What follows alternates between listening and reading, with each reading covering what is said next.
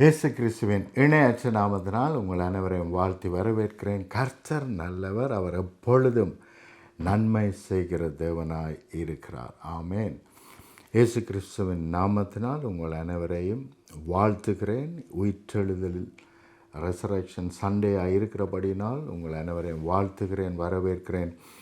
இன்றைய நாளிலும் தேவனுடைய உயிர்த்தெழுதலின் வல்லமை எப்பேற்பட்ட காரியங்களை நம்முடைய வாழ்க்கையிலே செய்து முடித்திருக்கிறது. நாங்கள் அதை விசுவாசித்தால் இன்றைக்கும் அவைகள் நம்முடைய வாழ்க்கையிலே கிரிகை நடப்பிக்கும் என்பதை குறித்து நாங்கள் தியானிக்கப் போகிறோம். எடுப்போம். ரோமர் 8ஆம் அதிகாரம் 11ஆம் வசனத்திலிருந்து நான் உங்களுக்காக வாசிக்கிறேன். அன்றியும் இயேசுவை மரித்தோரிலிருந்து எழுப்பினவருடைய ஆவி உங்களில் வாசமாயிருந்தால், கிறிஸ்துவை மரித்தோரிலிருந்து எழுப்பினவர் உங்களின் வாசமாயிருக்கிற தம்முடைய ஆவியினாலே சாவுக்கேதுவான உங்கள் சரீரங்களையும் உயிர்ப்பிப்பார். அப்போ பிரியமானவர்களே, எங்களுடைய வாழ்க்கையிலே அவருடைய உயிர்த்தெழுதலின் வல்லமை கொடுக்கப்பட்டிருக்கிறது. அவர் நமக்குள்ளே வாசம் பண்ணுவாரானால், ஆவியானவர் நமக்குள்ளே வாசம் பண்ணும் பொழுது நம்முடைய சரீரங்களை உயிர்ப்பிப்பார் என்று நாங்கள் பார்க்கிறோம். இயேசு கிறிஸ்துவனுடைய சரீரத்தை உயிர்ப்பித்த அதே ஆவியானவர் நமக்குள்ளும் வாசம் பண்ணுகிறார். அவர் நம்முடைய சரீரங்களை உயிர்ப்பிப்பார். ஆமேன். நம்முடைய சரீரங்களிலே, நம்முடைய சரீரத்தில் இருக்கிற அங்கங்களிலே என்னென்ன பிரச்சனை இருக்கிறதோ அவைகளெல்லாம் உயிர்ப்பிக்கப்படும். ஆமேன். அவயவங்கள் உயிர்ப்பிக்கப்படும், அங்கங்கள் உயிர்ப்பிக்கப்படும். ஆமேன். இதை நாங்கள் விசுவாசிக்க வேண்டும். ஆவியானவர் நம்மை நடத்தும்படி நாங்கள் இடம் கொடுக்க வேண்டும். ஆவியானவரோடு நாங்கள் அனுதினமும் பேசுகிறவர்களாக இருக்க வேண்டும். மனுஷரோடு பேசுகிற நேரங்களை நாங்கள் குறைத்து எப்பொழுதும் ஆவியானவரோடு இடைப்படுகிறவர்களாய், பேசுகிறவர்களாய், காண்பியும் உதவி செய்யும், நன்றி, என்னோடு கூட இருக்கிறதற்காக நன்றி என்று சொல்லி நாங்கள் ஒரு உறவை வளர்த்து கொள்ள வேண்டும். ஆவியானவர் ஒரு வல்லமை அல்ல, ஒரு நபர். ஆகவே அவரோடு கூட நாங்கள் உறவு வைத்திருக்க வேண்டியது அவசியம். அப்போ ஆவியானவரோடு கூட நல்ல உறவை, மேன்மையான உறவை நாங்கள் ஏற்படுத்தி கொள்வோமானால், இன்னொரு விதத்திலே சொல்லப்போனால் அவருடைய சத்தத்தை கேட்க நாங்கள் ஆரம்பித்து விட்டோமானால், அதற்கு பிறகு வாழ்க்கை ரொம்ப ஈஸியாக இருக்கும், இலகுவாக இருக்கும்.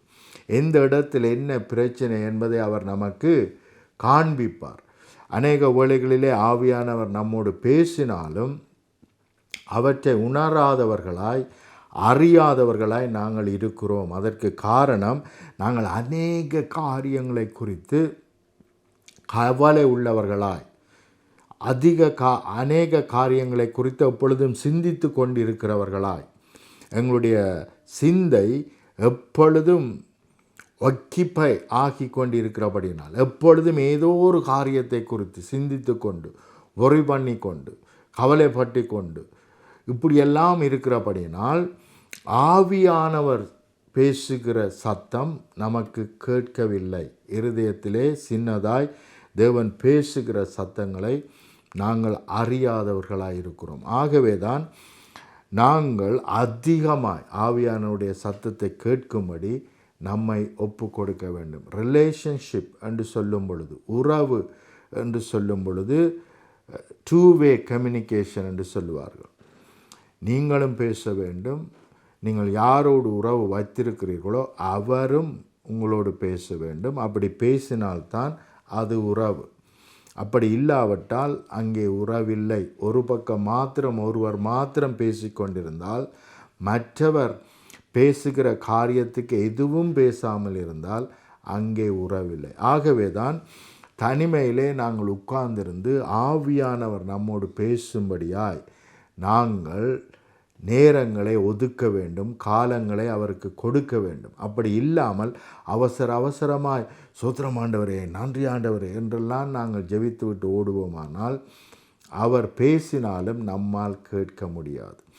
ஆவியானவரோடு நாங்கள் மிகவும் நெருக்கமான உறவை வைத்திருக்கும் பொழுது எங்கே என்ன இருக்கிறது, எப்படி செயல்பட வேண்டும், என்னத்தை பேச வேண்டும், என்னத்தை பேசக்கூடாது என்றெல்லாம் ஆவியானவர் தெளிவாய் எங்களை நடத்துவார்.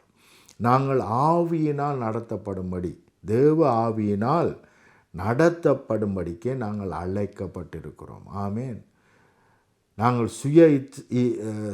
சிந்தையினால் சுய சித்தத்தினால் நடத்தப்படக்கூடாது. தேவ ஆவியானவர் நம்மை நடத்தும்படி நம்மை ஒப்பு கொடுத்து செவி சாய்க்கிறவர்களாய் அவருடைய சத்தத்துக்கு காத்திருக்கிறவர்களாய் காணப்பட வேண்டும். ஆகவே தான் இங்கே பார்க்கிறோம், அன்றியும் இயேசுவை மரித்தோரிலிருந்து எழுப்பினவருடைய ஆவி உங்களில் வாசமாயிருந்தால், அப்போ அது சரியான முக்கியம். வாசமாயிருந்தால், அவர் எங்களுடைய இல்லத்திலே வாசமாயிருந்தால், இருக்கிறவரோடு நமக்கு கனெக்ஷன் இருந்தால், தொடர்பு இருந்தால், கிறிஸ்துவை மரித்தோரிலிருந்து எழுப்பினவர் உங்களில் வாசமாயிருக்கிற தம்முடைய ஆவியினாலே சாவுக்கு ஏதுவான உங்கள் சரீரங்களை உயிர்ப்பிப்பார். பிரியமானவர்களே, கவனியுங்கள். இந்த பூமியில் இருக்கிறவர்கள் எல்லாரும் ஒவ்வொரு நாளும் என்ன செய்து கொண்டு இருக்கிறார்கள்? கொஞ்சம் கொஞ்சமாய் செத்து கொண்டு தான் இருக்கிறார்கள். ஆகவே தேவ வல்லமை நமக்குள்ளே கிரியை செய்யும் பொழுது அந்த மரணத்திலிருந்து கொஞ்சமாய் கூட சாவதிலிருந்து எங்களை அவர் உயிர்ப்பிக்கிறவராயிருக்கிறார். நீடித்த ஆயுளை நமக்கு கொடுத்திருக்கிறார். நீண்ட நாட்களினால் நம்மை திருப்தியாக்கிற தேவனாய் இருக்கிறார். ஆகையினால் சகோதரரே, மாமிசத்தின்படி பிழைப்பதற்கு நாம் மாமிசத்திற்கு கடனாளிகள் அல்ல.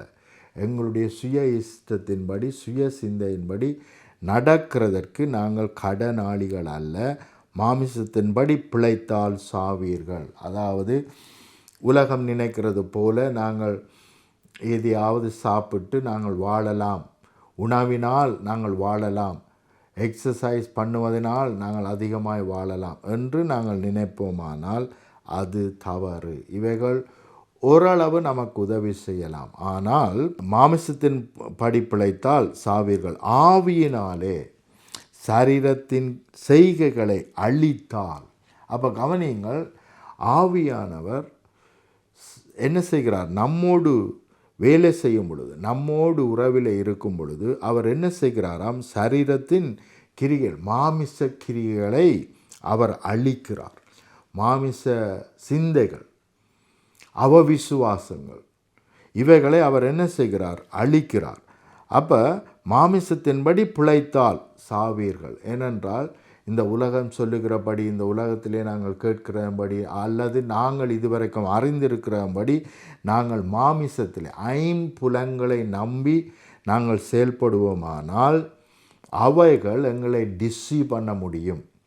ஆனால் அப்படி அல்லாமல் ஆவியினாலே சரீரத்தின் கிரிகைகளை என்று சொன்னால் தேவனுக்கு விரோதமாக எழும்புகிற சிந்தைகள், கிரிகைகள், இவைகளை ஆவியானவர் மூலமாய் அழித்தால் பிழைப்பீர்கள். ஆமேன்.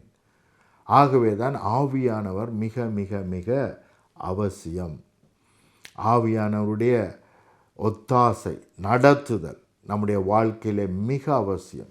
நாங்கள் அதை அனிதினமும் வாஞ்சிக்க வேண்டும். அநேக பரிசுத்தவான்கள் நித்திரையால் எழும்பின உடனே என்ன செய்வார்கள்? குட் மார்னிங் ஹோலி ஸ்பிரிட், வணக்கம் ஹோலி ஸ்பிரிட் என்று சொல்லி அவரோடு உறவை ஆரம்பிப்பார்கள். அவருக்குரிய கனத்தை கொடுப்பார்கள். அப்போ மிகவும் அவசியம். அவர் நம்மோடு இருக்கிறார், நம்மை நடத்துகிறவராக இருக்கிறார். அவருடைய சின்ன சத்தத்தை கேட்க எனக்கு உதவி செய்யும் என்றெல்லாம் நீங்கள் ஆரம்ப நாட்களிலே ஜெபித்து கொண்டு வருவீர்களானால் அவருடைய சத்தத்தை தெளிவாக கேட்டு நடக்க முடியும். அல்லேலூயா. மேலும் எவர்கள் தேவனுடைய ஆவியினாலே நடத்தப்படுகிறார்களோ அவர்கள் தேவனுடைய புத்திரராயிருக்கிறார்கள். அல்லேலூயா. அப்போ மிகவும் முக்கியம், தேவனுடைய ஆவியினால் நாங்கள் நடத்தப்பட வேண்டும். தேவனுடைய சத்தத்தை கேட்கிறவர்களாக இருக்க வேண்டும். அப்பொழுதுதான் தேவனுடைய வல்லமை நம் மூலமாய் வெளிப்படும் உயிர்த்தெழுதலின் வல்லமை நம் மூலமாய் புறப்பட்டு சென்று மற்றவர்களையும் அது உயிர்ப்பிக்கிறதாய் இருக்கிறது. ஆமேன். எடுப்போம், வாசிப்போம். எசேக்கியேல் 37வது அதிகாரம் 1ஆம் வசனத்திலிருந்து நான் வாசிக்கிறேன். கர்த்தருடைய கை என்மேல் அமர்ந்தது. கர்த்தர் என்னை ஆவிக்குள்ளாக்கி வெளியே கொண்டு போய் எலும்புகள் நிறைந்த ஒரு பள்ளத்தாக்கு நடுவில் நிறுத்தி என்னை அவைகளுக்கு அருகே சுற்றி நடக்க பண்ணினார். அப்போ கவனியுங்கள், பள்ளத்தாக்கிலே அவர் நிறுத்தி, எங்கே? எலும்புகள் நிறைந்த ஒரு பள்ளத்தாக்கின் நடுவில் நிறுத்தி என்னை அவைகளின் அருகே சுற்றி நடக்க பண்ணினார். இதோ பள்ளத்தாக்கின் வெட்ட வழியிலே அந்த எலும்புகள் மகா திரளாய் கிடந்தது.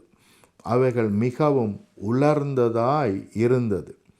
அவர் என்னை நோக்கி, மனுபுத்திரனே, இந்த எலும்புகள் உயிரடையுமா என்று கேட்டார்.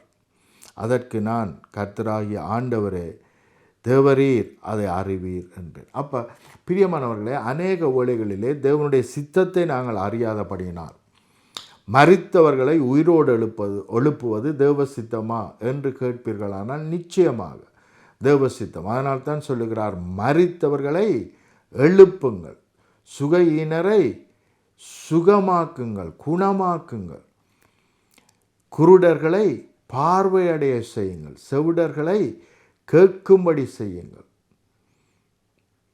ஊமைகளை பேசும்படி செய்யுங்கள் என்று அவர் நமக்கு சொல்லி இருக்கிறார்.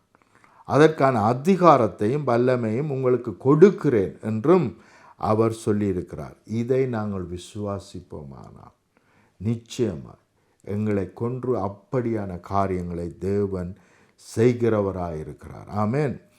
என்னுடைய வாழ்க்கையிலே மரித்தவர்கள், மரண படுக்கையில் இருக்கிறவர்கள் எத்தனையோ பேர்களை தேவன் உயிரோடு எழுப்பியிருக்கிறார். ஆமேன்.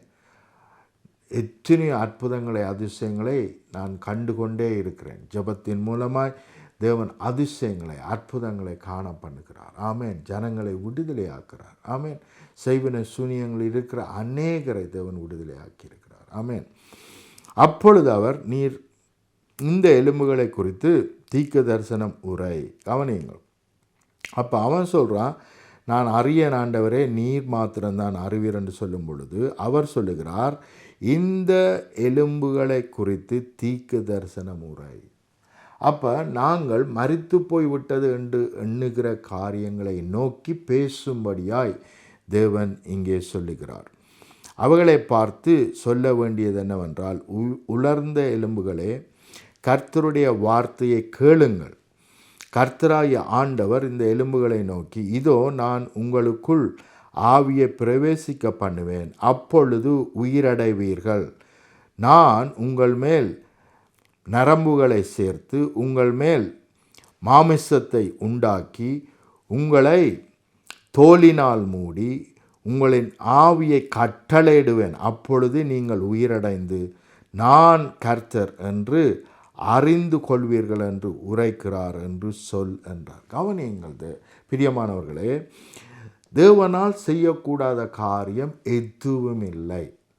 நத்திங் இம்பாசிபிள் டு காட் என்று பல முறை நாங்கள் சொல்லுகிறோம்.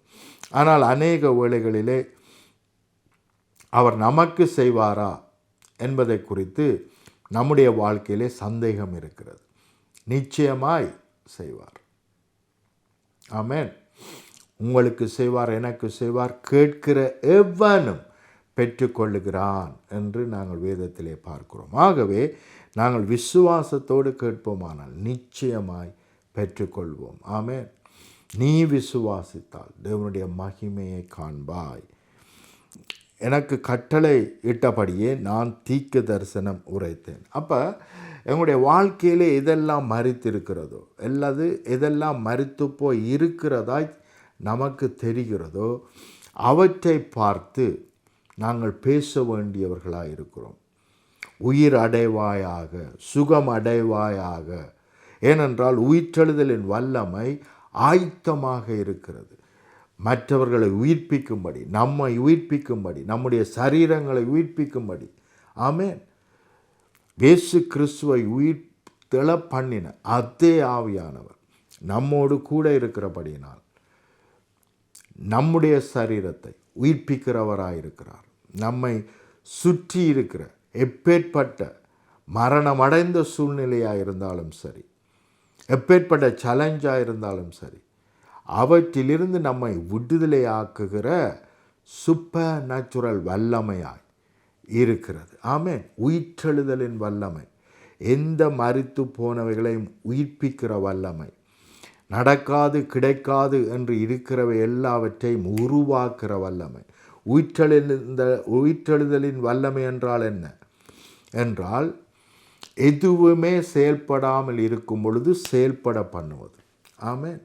அப்போ எங்களுடைய வாழ்க்கையில் எந்தெந்த இடங்களிலே காரியங்கள் செயல்படாமல் இருக்கிறதோ அவற்றையெல்லாம் மறுபடியும் செயல்பட வைப்பது, மறுபடியும் உருவாக்குவது. ஆமென். அதுதான் உயிர்த்தெழுதலின் வல்லமை செய்கிற காரியம். ஆகவே இங்கே பார்க்கிறோம், கட்டளையிடு என்று இங்கே தேவன் சொல்லுகிறார். கட்டளையிடும்படிக்கே நான் தீர்க்க தரிசனம் உரைத்தேன். நான் தீர்க்க தரிசனம் உரைக்கையில் ஒரு இரைச்சல் உண்டாயிற்று. இதோ அசை உண்டாகி ஒவ்வொரு எலும்பும் தந்தன் எலும்போடே சேர்ந்து கொண்டது. நான் பார்த்து கொண்டிருக்கையில் இதோ அவைகள் மேல் நரம்புகளும் மாமிசமும் உண்டாயிற்று. அப்புறமெங்கும் தோலினால் மூடப்பட்டது. ஆனாலும் அவைகளில் ஆவி இல்லாதிருந்தது. அப்பொழுது அவர் என்னை பார்த்து, நீ ஆவியை நோக்கி தீர்க்க தரிசனம் உரை என்றார். அப்போ கவனியுங்கள் பிரியமானவர்களே, என்னெல்லாம் நமக்கு தேவையோ அதை நோக்கி தீர்க்க தரிசனம் உரைக்க வேண்டியது அவசியம். ஆனால் நாங்கள் பேசாமல் ஆண்டவரை நீர் பேசும் என்று சொல்லுவது தவறு. ஆண்டவர் சொல்லுகிறார், நம்மை பார்த்து சொல்லுகிறார், மலையை பார்த்து பெயர்ந்து போ என்று நாங்கள் பேசி, நாங்கள் சொன்னதுதான், நாங்கள் பேசினதுதான் நடக்கும் என்று நாங்கள் விசுவாசித்தால் அது அப்படியே நடக்கும் என்று நாங்கள் வேதத்திலே வாசிக்கிறோம். ஆகவே கவனியுங்கள், இங்கே பார்க்கிறோம், இந்த மனுஷன் ஆவிக்குள்ளாகப்பட்டு ஒரு ஆவிக்குரிய தரிசனமாக அவன் பார்க்கிறான். அந்த ஆவிக்குரிய தரிசனத்திலே தேவன் பேசி கொண்டிருக்கிறார். அங்கே அவனை பார்த்து சொல்லுகிறார், நீ தீர்க்க தரிசன முறை என்று அவனுக்கு கற்றுக் கொடுக்கிறார். இந்த உலர்ந்து போன எலும்புகளை என்னால் உயிரோடு எழுப்ப முடியுமா என்று கேட்கிறார். அவன் சொல்லுகிறான், எனக்கு தெரியாத ஆண்டவரே. அப்படி சொல்லும் பொழுது அவர் சொல்லுகிறார், இவைகளை பார்த்து தீர்க்க தரிசன முறை, நிச்சயமாய் இவைகள் எழும்பும் என்று சொல்லுகிறார். அவன் தீர்க்க தரிசனம் உரைக்கிறான். அதே போல அவயவங்கள் உருவாகிறது, நரம்புகள் வந்து சேருகிறது, தோள்கள் மூடுகிறது. ஆனாலும் அவர்களுக்குள்ளே ஜீவன் வரவில்லை. ஆகவே அவனை பார்த்து மறுபடியும் என்ன சொல்லுகிறார்? தீர்க்க தரிசனம் உரை என்று சொல்லுகிறார். எனக்கு கற்பித்தபடி நான் தீர்க்க தரிசனம் உரைத்தேன். அப்பொழுது ஆவி அவர்களுக்குள் பிரவேசிக்க அவர்கள் உயிரடைந்து காலூன்றி மகா பெரிய சேனையாய் நின்றார்கள். அல்லேலூயா. அப்பொழுது அவர் என்னை நோக்கி, மனுபுத்திரனே, இந்த எலும்புகள் இஸ்ரவேல் வம்சத்தார் அனைவருமே. அப்போ கவனியுங்கள், ஜனங்கள் மரித்து போயிருக்கிறார்கள், அல்லது மண்ணோடு மண்ணாக ஒட்டி போயிருக்கிறார்கள், அல்லது எலும்புகளாய் காணப்படுகிறார்கள். இந்த இஸ்ரவேல் ஜனங்கள், தேவனுடைய பிள்ளைகள் என்று சொல்லுகிற ஜனங்கள், இப்பேற்பட்ட மரித்து போய் காய்ந்து போயிருக்கிற எலும்புகளைப் போல அவர்கள் காணப்படுகிறார்கள். இந்த எலும்புகள் என்று தேவன் சொன்ன ஜனம் இஸ்ரவேல் ஜனம் என்று நாங்கள் பார்க்கிறோம். அப்பொழுது அவர் அவனை நோக்கி, மனுபுத்திரனே, இந்த எலும்புகள் இஸ்ரவேல் வம்சத்தார் அனைவருமே.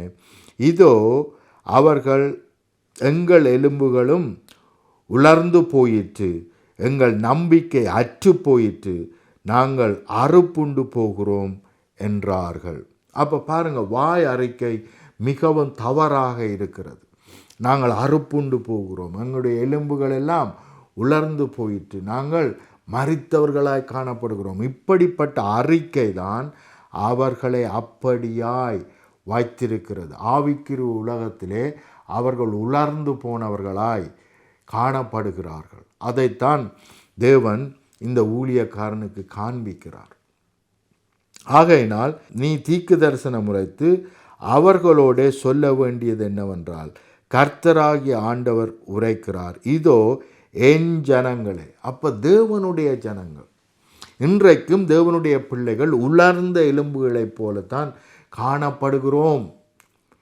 எங்களுடைய வாழ்க்கை அப்படித்தான் இருக்கிறது. ஏனென்றால் எங்களுடைய வாயறிக்கை அப்படித்தான் இருக்கிறது. தேவ வசனத்தை வைத்து, வாக்கு தத்தத்தை வைத்து நாங்கள் பேசாமல், உலகத்திலே நடக்கிற காரியங்கள், நம்மை சூழ நடக்கிற காரியங்களை வைத்து நாங்கள் பேசுகிறபடியினால், நடக்காது, கிடைக்காது, சரிவராது என்றெல்லாம் நாங்கள் பேசுகிறபடியினால், எப்போ பார்த்தாலும் போராட்டம், எப்போ பார்த்தாலும் வேதனை, எப்போ பார்த்தாலும் துன்பம் என்று பேசுகிறபடியினால் அவைகள் தான் நம்மை மேற்கொள்ளுகிறது. ஆகவே தான் தேவன் இன்னொரு மனுஷனை அங்கே அழைத்து வந்து, நீயாவது என்ன செய், சரியான வார்த்தையை இவர்களுடைய வாழ்க்கையிலே பேசு என்று தேவன் அங்கே சொல்லுகிறார்.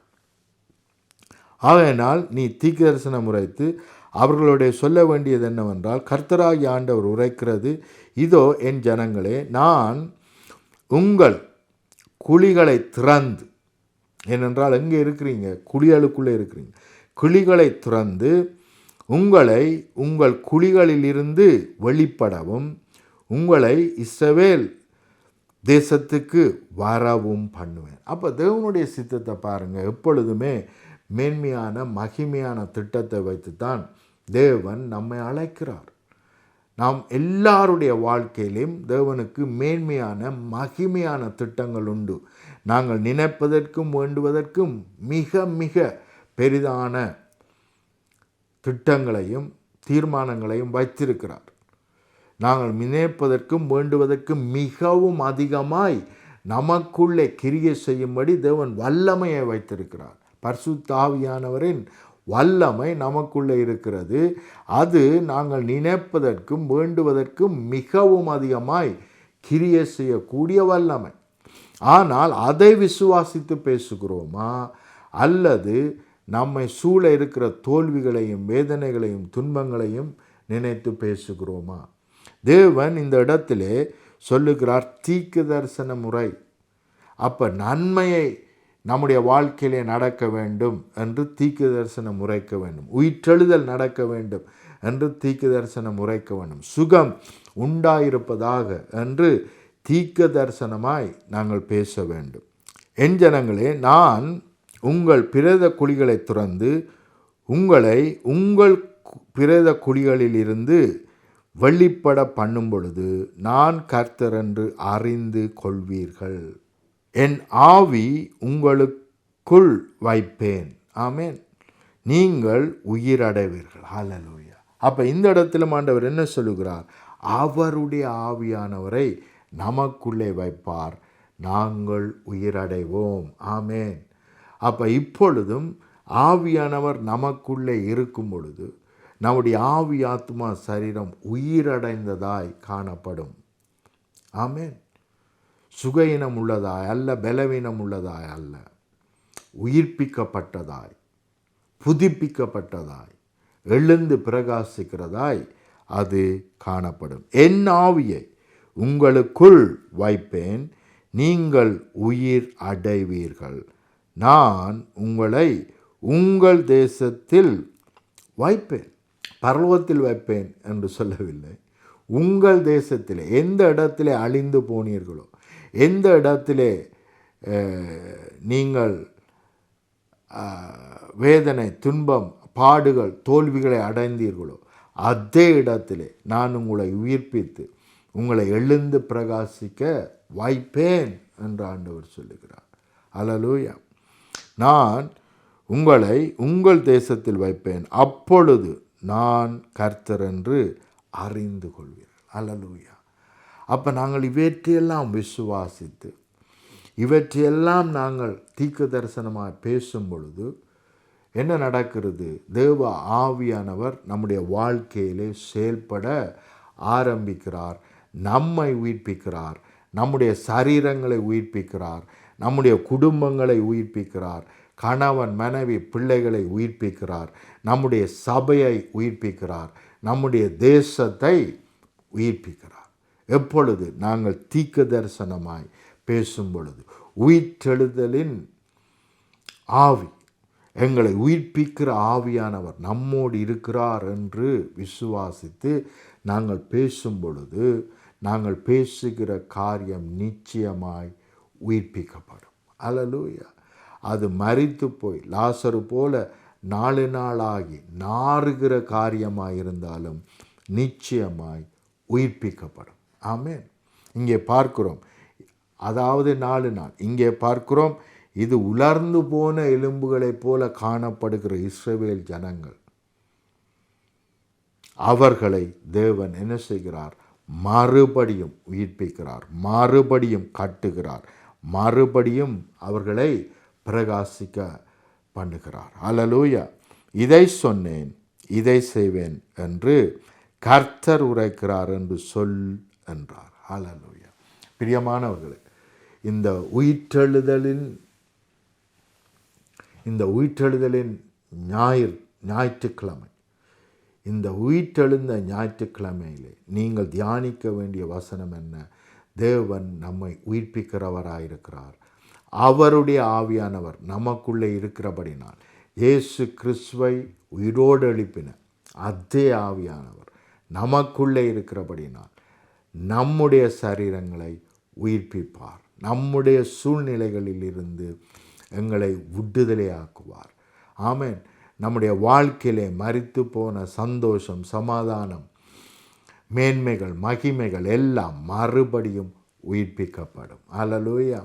இதை தீர்க்க தரிசனமாய் உங்களுடைய வாழ்க்கையிலே பேசுகிறேன். ஜெபம் பண்ணுவோம். அன்பின் பிதாவே, இந்த வேளைக்காக உமக்கு நன்றி செலுத்துகிறோம். இந்த இஸ்ரவேல் ஜனங்களைப் போல தவறான வார்த்தைகளை பேசி தவறான காரியங்கள் உங்களுடைய வாழ்க்கையிலே மேற்கொண்டு இருக்குமானால் அவைகள் எல்லாம் இயேசுவின் நாமத்தினால் இல்லாமல் போவதாக. உம்முடைய உயிர்த்தெழுதலின் வல்லமை இப்பொழுது சரீரங்களை உயிர்ப்பிப்பதாக. சூழ்நிலைகளிலிருந்து விடுதலை உண்டாயிருப்பதாக. கட்டுக்கள் அறுக்கப்படுவதாக. Thank you Lord. சிறையிருப்புகள் நிர்மூலமாக்கப்படுவதாக. சுகயினங்கள் இல்லாமல் போவதாக. சுகம் இப்பொழுதே மேற்கொள்ளுவதாக. சரீரத்திலே, ஆவியிலே, ஆத்துமாவிலே பரிபூரணம் உண்டாயிருப்பதாக. குறைவுகள் இயேசுவின் நாமத்தினால் வெளியேறுவதாக. இவருடைய வாழ்க்கையிலே உம்முடைய நிறைவு மேற்கொள்ளுவதாக. உம்முடைய சமாதானம் மேற்கொள்ளட்டும். குடும்பங்களிலே சமாதானம் இல்லாமல் காணப்படுகிற குடும்பங்களில் சமாதானம் உண்டாயிருக்கட்டும். சமாதான குறைவுகள் இயேசுவின் நாமத்தினால் வெளியேறண்டு கட்டளையிடுகிறேன். மிஸ் அண்டர்ஸ்டாண்டிங், தவறான புரிந்துணர்வுகள் இயேசுவின் நாமத்தினால் இல்லாமல் போவதாக, இல்லாமல் போவதாக. ஒவ்வொரு குடும்பமும் உம்முடைய அன்பினால் கட்டப்படுவார்களாக, நாட்டப்படுவார்களாக. போட்டிகள், பொறாமைகள் இயேசுவின் நாமத்தினால் உடைக்கப்படட்டும், உடைக்கப்படட்டும். குடும்பங்களிலே ஒரு மனம் இல்லாமை, தவறான புரிந்துணர்வு, ஒரு மனம் இல்லாமல் பிரிவினையின் ஆவி இயேசுவின் நாமத்தினால் உனக்கு கட்டளையிடுகிறேன். குடும்பங்களை விட்டு வெளியேறு, சபையை விட்டு வெளியேறு. இயேசுவின் நாமத்தினால் தேசங்களை விட்டு வெளியேறு என்று கட்டளையிடுகிறேன். Thank you lord. Thank you father. இந்த வேளைக்காக உமக்கு நன்றி செலுத்துகிறோம். பரிபூர்ண சுகம், பரிபூர்ண விடுதலை, பரிபூர்ண ஆசீர்வாதம் இவர்களை மேற்கொள்ளுவதாக. இயேசுவின் இணையற்ற நாமத்தினால். ஆமேன், ஆமேன், ஆமேன்.